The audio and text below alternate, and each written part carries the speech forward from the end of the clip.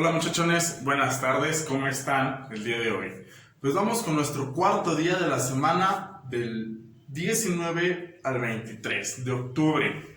El día de hoy vamos a trabajar lo que es matemáticas, historia, español y educación artísticas.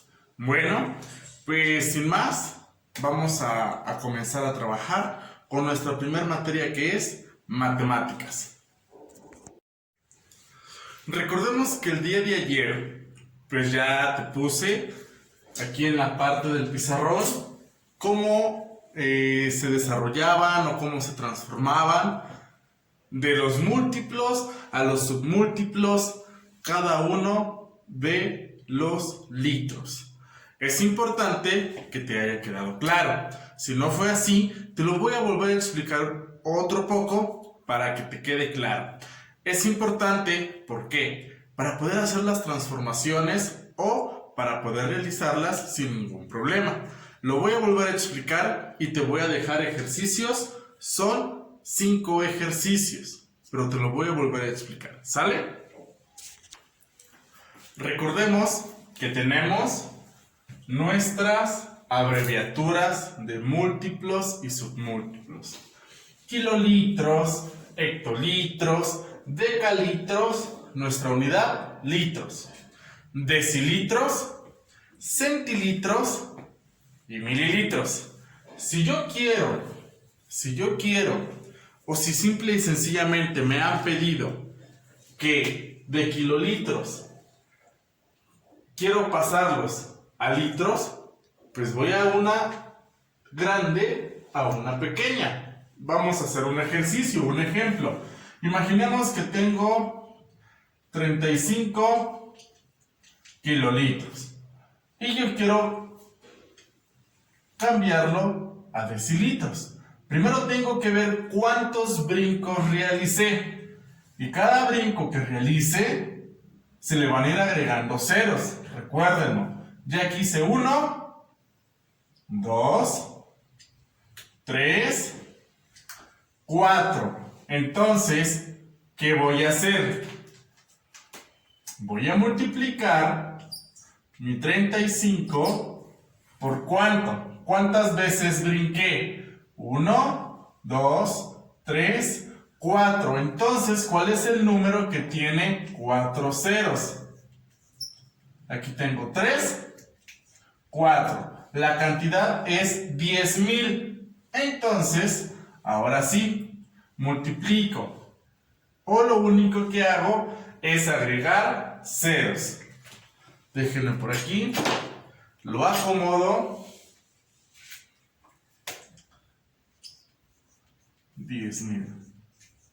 Entonces, esto va a ser igual a 35, lo paso exactamente igual y lo único que empiezo a hacer es agregar ceros. 1, 2, 3, 4. 1, 2, 3, 4. Entonces, tengo 350,000, ¿qué? Decilitros. De kilolitros lo pasé a decilitros. ¿Y qué hago? ¿O qué hice? Multipliqué. De ir de un múltiplo a un submúltiplo, multipliqué. Ahora, ¿qué sucede si quiero hacer de submúltiplos a los múltiplos? Ahora voy hacia este lado. Imaginemos que tenemos la misma cantidad, pero ahora tengo 35 centilitros.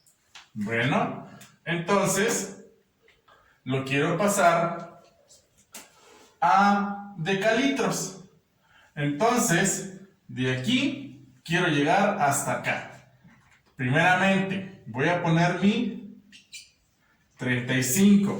Recordemos que aquí, al dividir, o si lo dividiéramos, tendríamos que a partir del 35 ya estaría trabajando con puntos decimales si los tuviera. Pero como no tengo, imaginariamente a partir de aquí voy a empezar a regresar de acuerdo a los saltos que dé. Entonces, Vamos a contar de centilitros de aquí.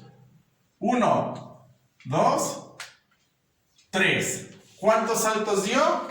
Dio 3 saltos. Entonces, lo voy a multiplicar, perdón, lo voy a dividir entre un número que tenga 3 ceros, que es el número 1000.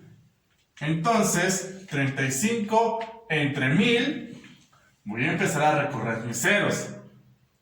Pongo aquí 1035 y empiezo de aquí. 1, 2, 3. Solamente agrego un 0, pongo mi punto decimal y recordemos que estas ya son las unidades,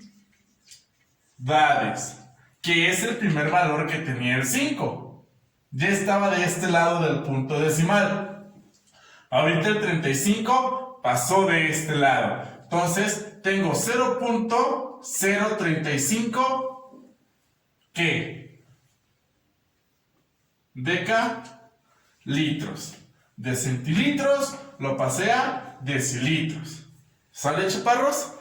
Espero que con esta nueva explicación o con esta segunda explicación nos haya quedado un poquito más claro. Como te dije, es importante que lo tengamos en cuenta, que sepamos cómo hacerlo, que sepamos cómo manejarlo. ¿Para qué? Para que en su momento lo sepamos utilizar para resolver los problemas. Bueno, te voy a dejar, como te dije, un par de ejercicios para que tú los realices. Debes de tomar en cuenta estos elementos y sobre todo que estén muy bien hechos. Elabóralos pues en limpio, que se entiendan, que tú mismo le entiendas a lo que estás realizando. Bueno, pues vamos a trabajar entonces en nuestra libreta con los siguientes ejercicios. Bien, vamos a trabajar en estos ejercicios en tu libreta de matemáticas.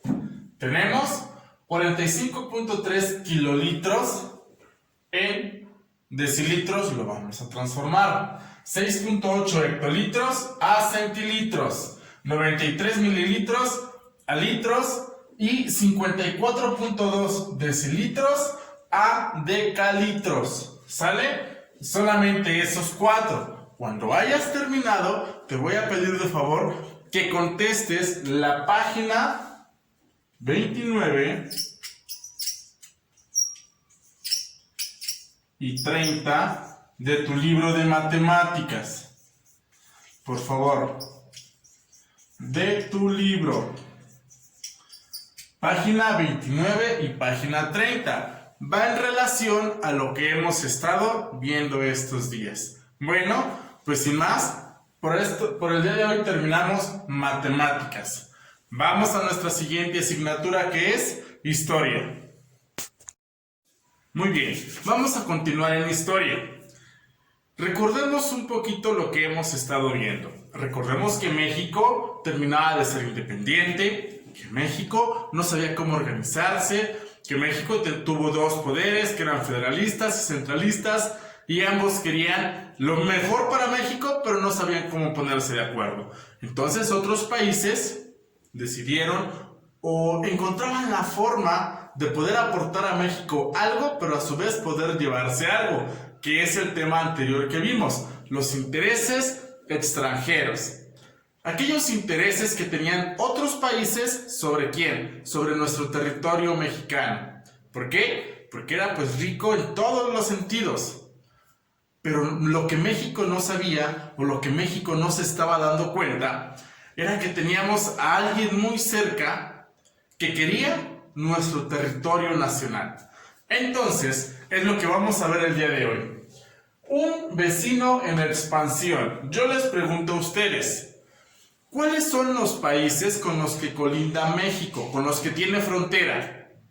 Hablemos de Guatemala, Belice, Estados Unidos. Entonces, recordemos que si en algún momento lo escucharon o lo vieron, pues México tenía un gran territorio nacional. Recordemos que Texas, Nuevo México y otro país, otro estado, pertenecían a México.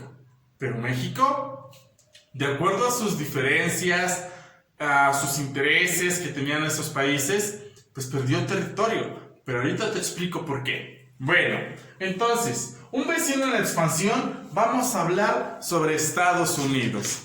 ¿Qué pasaba? Lo primero era que vas a investigar lo siguiente. Antes de que te cuente todo, investígame por favor qué significa la palabra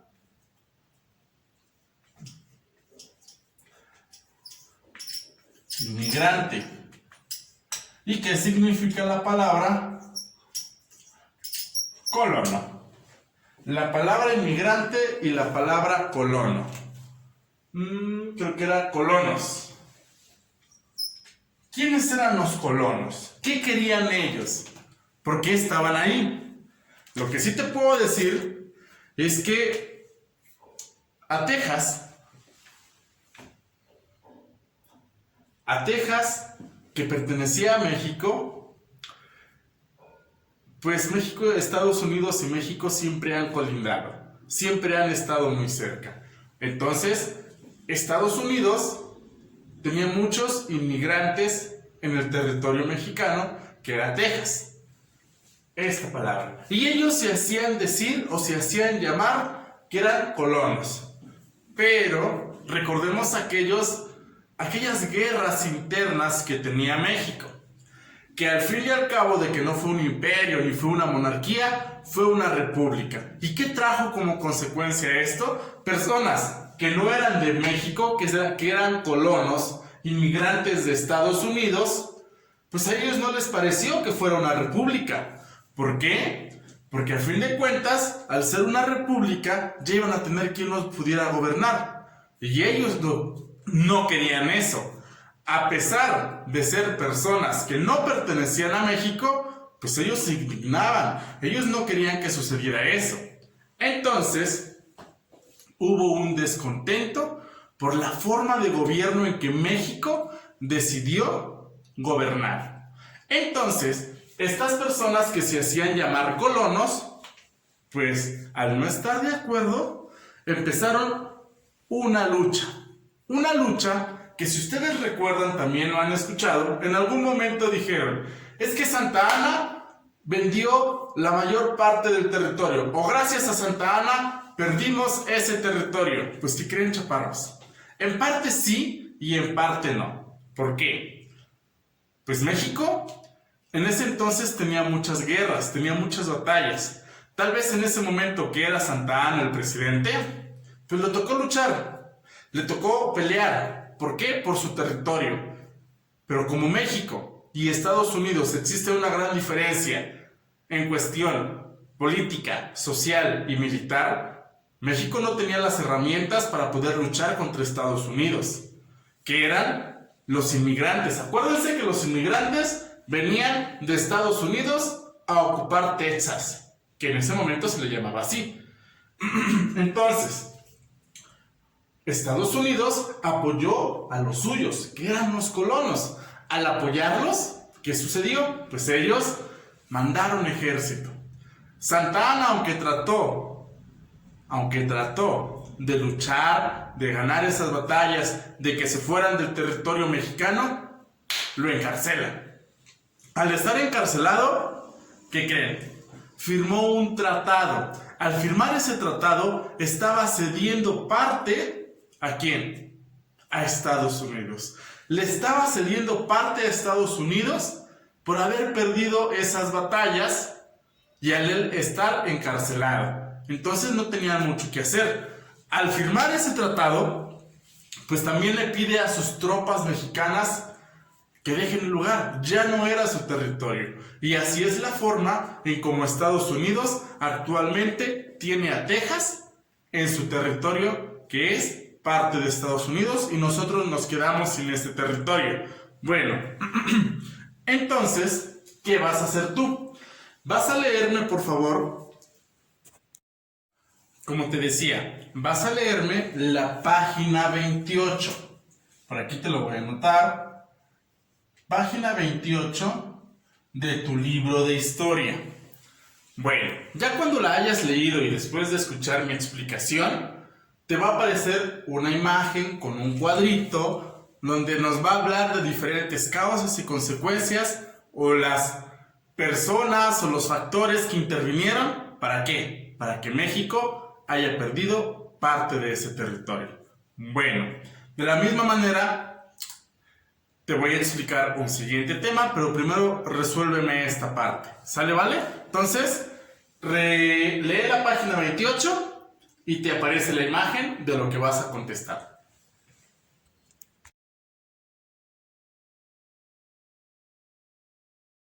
Bueno, nuestro siguiente tema es el siguiente. Misma historia. ¿Por qué lo estoy contando igual? Para que no se nos pierda el hilo de lo que estamos contándote o de lo que te estoy diciendo.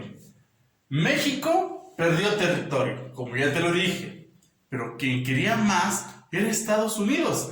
Entonces dijo Estados Unidos, ¿sabes qué? Yo quiero Nuevo México.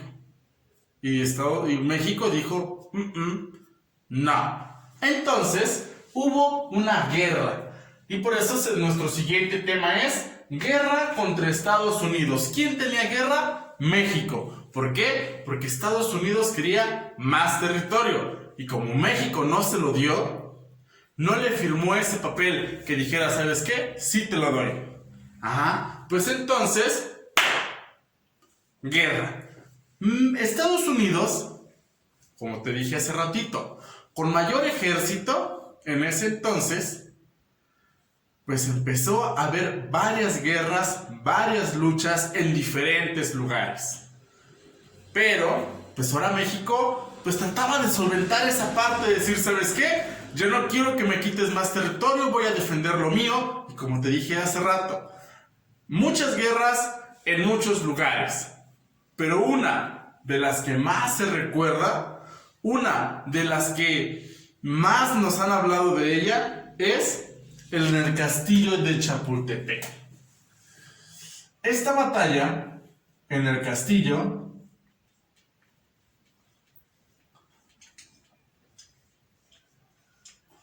pues es un día memorable.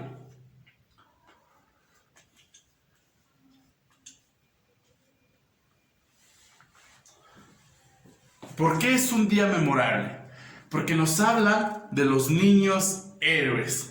Pero ¿quiénes fueron? ¿Dónde se desarrolló? ¿En qué lugar? ¿Quiénes participaron? Pues bueno, eso ya te lo dije. México y Estados Unidos en una batalla, en una guerra. Pero antes de llegar a esta, te voy a pedir lo siguiente. Vas a leer primero la página 29 y 30. Léela para que entiendas un poquito mejor lo que yo te estoy diciendo. Lee la página 29 y 30, subraya lo más importante, sobre todo dónde hubo batallas, en qué lugares estuvieron esas batallas. Entonces, página 29 y 30. El trabajo que te voy a dejar o la tarea que te voy a pedir es la siguiente. Vas a investigar todo lo relacionado con quién, con esta batalla en el castillo de Chapultepec. Todo lo que encuentres, descríbemelo, anótalo, cuéntamelo, como tú quieras decírmelo. Pero, ¿qué pasó aquí?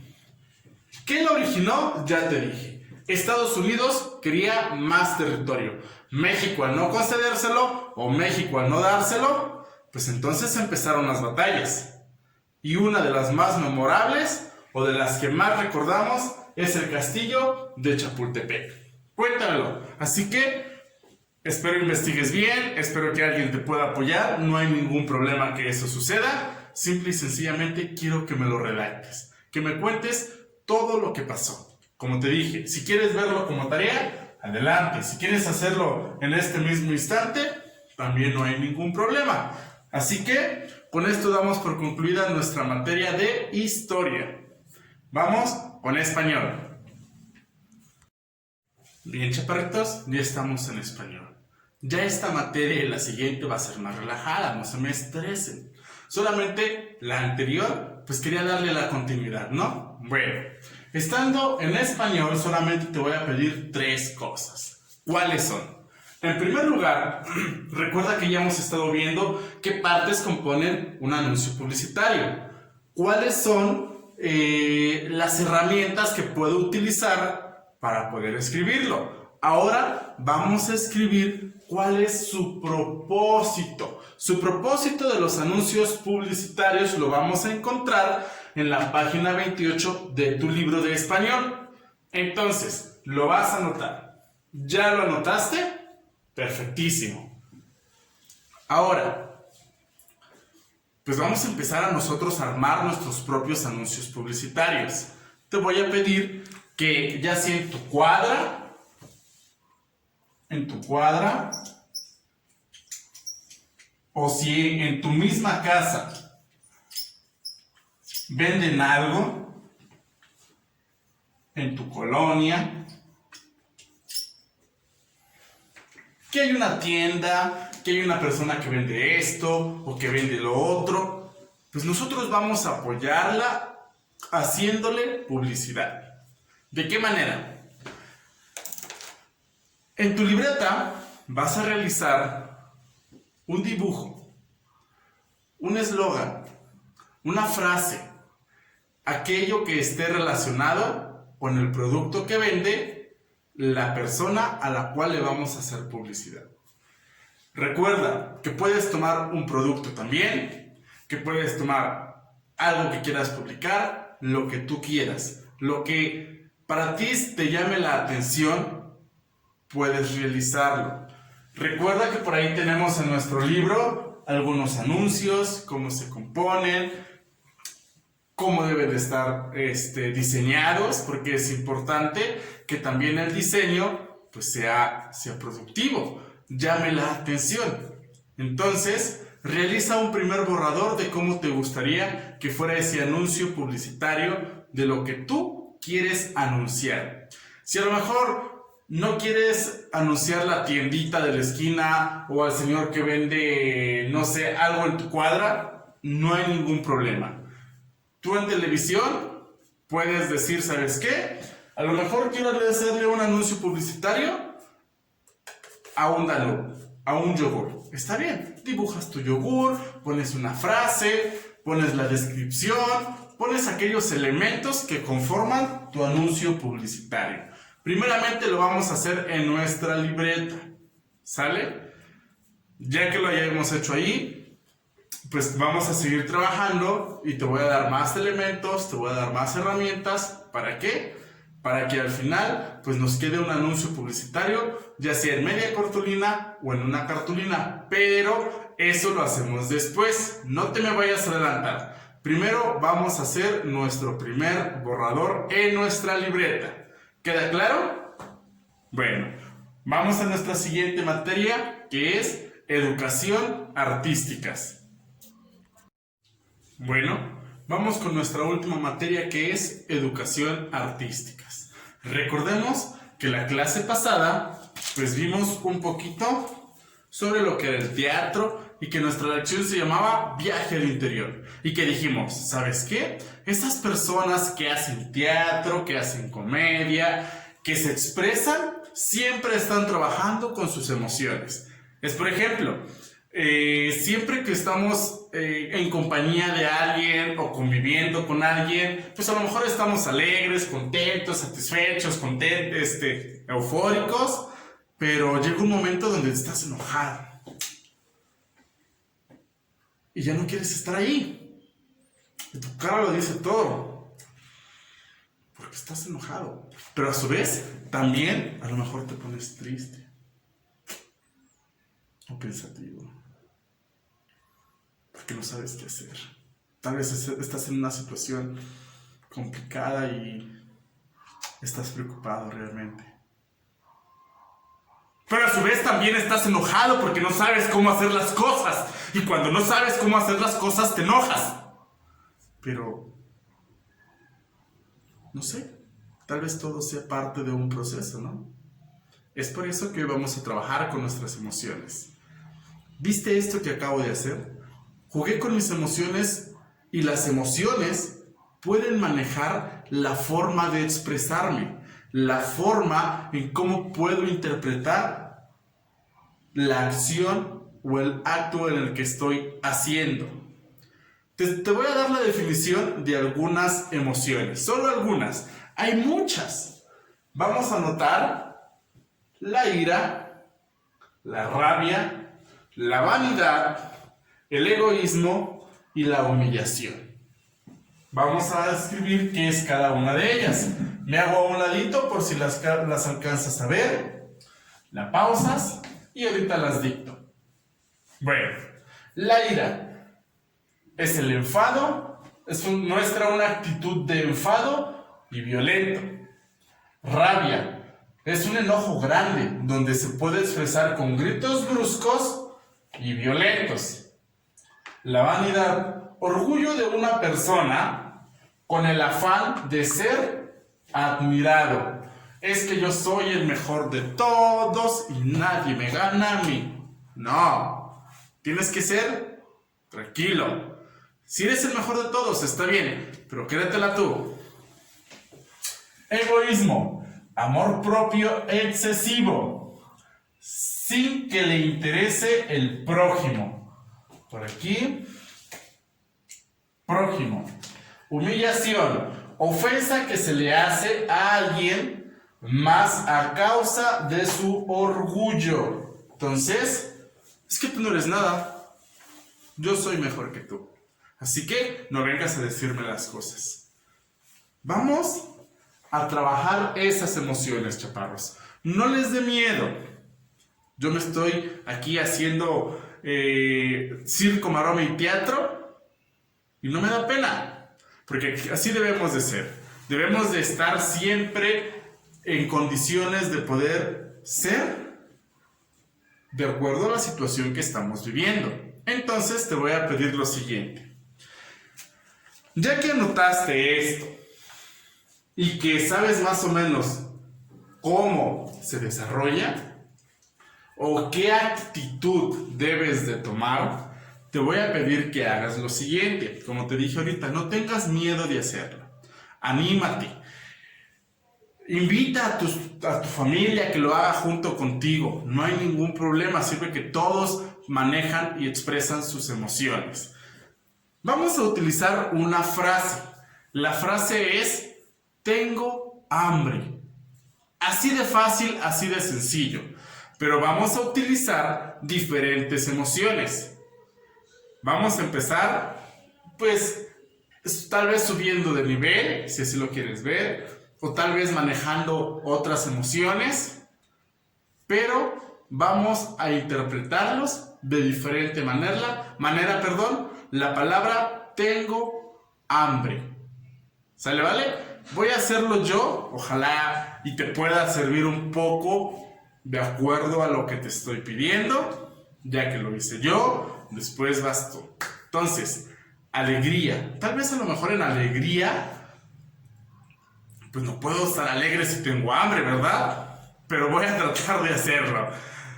Ok, primero, mi rostro o mi semblante tiene que estar relajado porque se supone que estoy bien contento. Y como estoy bien contento, pues simplemente voy a decir, ¿sabes qué? Camarada, compadre, hermano, amigo, lo que sea, tengo hambre. Y si vamos a comer algo, pero tengo hambre. ¿Te parece si comemos?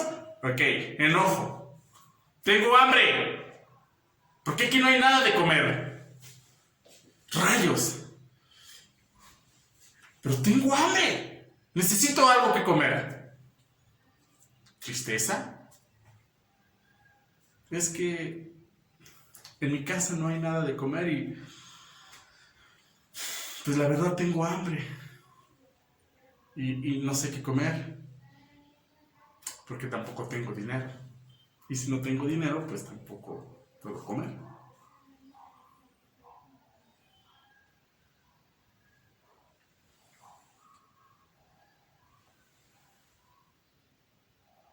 Vanidad. Pues yo sí tengo para comer. Y como tú no tienes, pues yo traigo mi sándwich o traigo mi torta. Pero tú no tienes nada que comer, mientras yo lo tengo todo. Así que, vete de aquí. Bueno, Ojalá a ti te salgan mejor, ojalá que puedas interpretarlos de una mejor manera. Vete conociendo, ve identificando cómo te comportarías de tal o cual manera, porque eso siempre es muy importante. Así que mucho éxito en esta última actividad y pues nada, con esto concluimos, chaparros. Que estén muy bien, nos vemos el día de mañana, les mando un fuerte abrazo, muchas gracias por todo y hay que seguir echándole ganas. Cuídense mucho, hasta mañana.